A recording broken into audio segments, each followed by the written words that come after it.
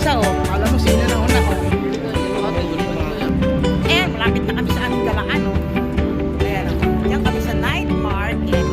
Di ba walking distance no? Magkakagastusan agad. Ilaga?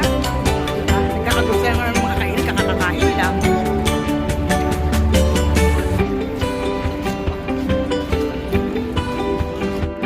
Bibigyan muna namin ng food ang aming tropa bago kami magbandihan. Kaya ito kami sa aming tropa na